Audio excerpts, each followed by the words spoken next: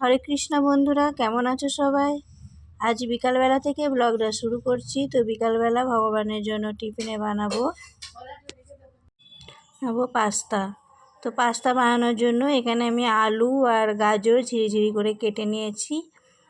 তো কড়ার মধ্যে জিরে ফোড়ন দিয়ে, সানফ্লাওয়ার অয়েল দিয়ে জিরে ফোড়ন দিয়েছি, দিয়ে আর গাজর আর আলুগুলোকে ভেজে নিচ্ছি, আর সঙ্গে 4-5টা মতো কাঁচা লঙ্কা চিড়ে দিয়েছি।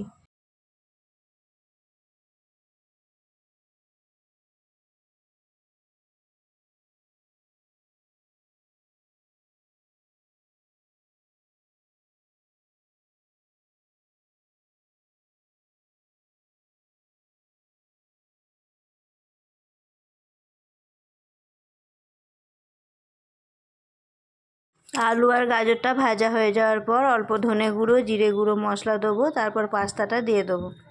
তো পাস্তাটা আগেই সেদ্ধ করে নিয়েছিলাম।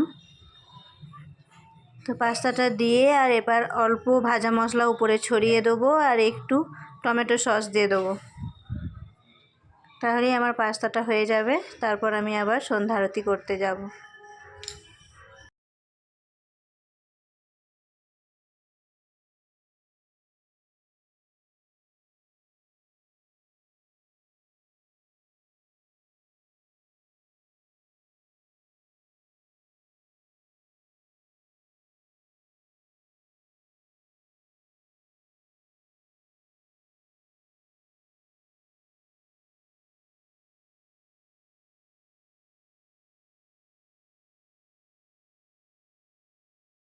তো পাস্তাটা আমার রেডি হয়ে গেছে। এটা এখন ঢাকা দিয়ে রেখে দেবো। তারপর এখন সন্ধ্যা আরতি করতে যাব।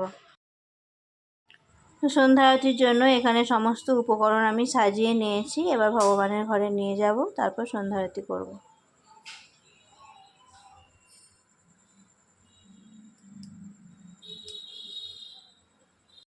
জয় জয় গোরা চাঁদের আরতি শোভা, জাহ্নবী তট বনে জগমনলোভা, দক্ষিণে নিতাই চাঁদ, বামে গদাধর, নিকটে অদ্বৈতশিনী বাসচত্রধর, বসিয়াছে গোরাচাঁদ রত্ন সিংহাসনে, আরতি করেন ব্রহ্মা আদি দেবগণে,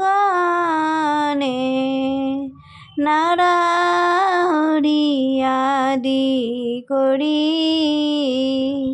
চামর দুলাই,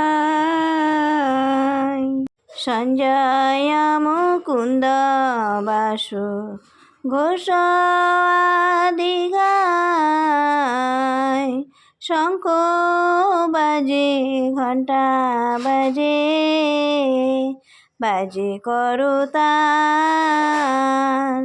মধুর মৃদঙ্গ বাজে পরম রসাল।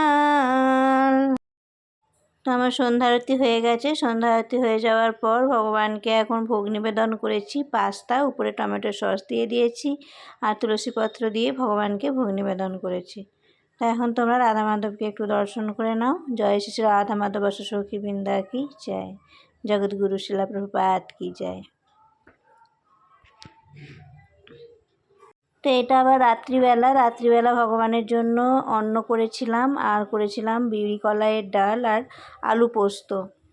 তো এই যে ভগবানের ভোগ নিবেদন করে দিয়েছি, অন্ন, পোস্ত আর ডাল আর 1 গ্লাস জল, প্রত্যেকটা আইটেমের উপর তুলসী পত্র দিয়ে নিবেদন করেছি। আজ এই পর্যন্তই, দেখা হবে পরের একটি নতুন ব্লগে। হরে কৃষ্ণা।